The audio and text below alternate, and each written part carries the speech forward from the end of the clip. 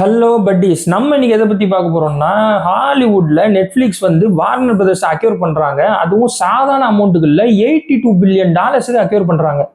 So இந்த அமௌண்ட்டை வந்து நம்ம இந்தியன் ருபீஸ்க்கு நான் கன்வெர்ட் பண்ண பார்த்தா, அந்த அமௌண்ட் என்னால சொல்லவே முடியல. அப்படிப்பட்ட ஒரு பெரிய அமௌண்ட்டா இருக்கு. ஸோ லாஸ்ட் வீக் இந்த நியூஸ் வந்தப்போ யாருக்குமே வந்து இந்த நியூஸை பத்தின ஒரு பெரிய சீரியஸ்னஸே இல்லை. ஆனா இப்போதான் ரீசெண்டா வந்து இந்த நியூஸை பத்தின சீரியஸ்னஸே எல்லாருக்குமே தெரிய வருது. ஸோ என்னன்னு பார்த்தோம்னா, நெட்ஃப்ளிக்ஸ் நம்ம எல்லாருக்குமே தெரியும், ஒரு பெரிய ஆன்லைன் ஸ்ட்ரீமிங் பிளாட்ஃபார்ம். அவங்க வந்து ஆல்ரெடி பயங்கர டாமினேஷன்ல இருக்காங்க. என்னதான் வந்து பிரைம் அதுக்கப்புறம் இந்த ஹாட் ஸ்டார்லாம் இருந்தா கூட இவங்க தான் வந்து பயங்கர டாமினேஷன்ல இருக்காங்க. ஆல் ஓவர் த வேர்ல்டு வந்து ஒரு பெரிய படம் ரிலீஸ் ஆகணும்னா இவங்க கிட்ட வந்து நிக்கணும். ஸோ அப்படிதான் இருக்கு நிலைமை. ஸோ இந்த நேரத்தில் அவங்க என்ன பண்றாங்கன்னா, வார்னர் பிரதர்ஸ் வந்து அக்யூர் பண்றாங்க. ஸோ வார்னர் பிரதர்ஸ் கிட்ட ஏற்கனவே வந்து பார்த்தோம்னா, அவங்க கீழே நம்ம பார்த்தோம்னா Warner Brothers pictures, movies, Discovery, HBO Max அப்படின்ட்டு கண்டினியூஸாக ஒரு இருக்கிற எல்லா கண்டென்ட்டையும் அக்யூர் பண்ணுறாங்க. ஸோ இந்த டிசி ஸ்டூடியோஸ் எல்லாமே இவங்களுக்கு கீழே தான் வருது, வார்னர் பிரதர்ஸ் கீழே தான்.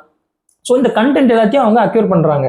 ஸோ இதுக்கு முன்னாடி வந்த பெரிய பெரிய படம் ஹாலிவுட்ல எல்லாமே வந்து இவங்க பேனர் கீழே தான் எடுத்திருக்காங்க. ஸோ அப்கமிங்கும் வந்து பார்த்தோம்னா பயங்கர லைனப்ல இருக்காங்க வார்னர் பிரதர்ஸ். ஸோ இதை அக்யூர் பண்ற மூலியமா நெட்ஃபிளிக்ஸுக்கு வந்து இன்னும் பயங்கரமான ஒரு ஆடட் பவர் தான் அவங்களுக்கு. ஏன்னா சும்மாவே ஒரு படம் ரிலீஸ் ஆகணும்னா இவங்க தான் எல்லாத்தையும் வந்து கண்ட்ரோல் பண்றாங்க. எப்போ இந்த படத்தை எவ்வளோ பட்ஜெட்ல எடுக்கணும், யார் யாரை கேஸ்ட் பண்ணணும், எப்போ இந்த படத்தை ரிலீஸ் பண்ணணும், நாங்கள் எப்போ ஓடிடியில போடுவோம்னு முதற்கொண்டு இவங்க தான் வந்து கண்ட்ரோல் பண்றாங்க. ஸோ இந்த நேரத்தில் வந்து இவங்களுக்கு இந்த டபிள்யூபிஓட ஃபுல் ரைட்ஸ், ஐபி, கண்டென்ட் எல்லாமே கிடைச்சிருச்சுன்னா இவங்களை வந்து கண்ட்ரோலே பண்ண முடியாது, பயங்கர டாமினேஷன்ல ஆயிடுவாங்க. ஸோ இதை பற்றி தான் இப்போ ரீசெண்டாக வந்து கிறிஸ்டோபர் நோலன் அதுக்கப்புறம் ட்ரம்ப்லாம் வந்து பார்த்தோம்னா பயங்கரமாக கதறிக்கிட்டு இருக்காங்க இந்த நியூஸை பற்றி. ஏன்னா அவங்களுக்கு சீரியஸ்னஸ் புரிஞ்சிருக்கு. ஏன்னா ஹாலிவுட் இவங்க கண்ட்ரோலில் போயிடும் மொத்தமாக. இவங்க சொல்கிறது தான் சட்டங்கிற மாதிரி ஆயிரும்.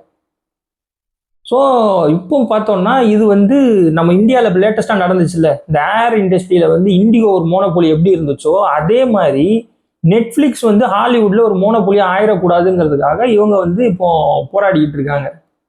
ஸோ மேற்கொண்டு இவங்க மோனோபோலி ஆறாங்களா இல்லையாங்கிறத பொறுத்து இருந்து தான் பார்க்கணும்.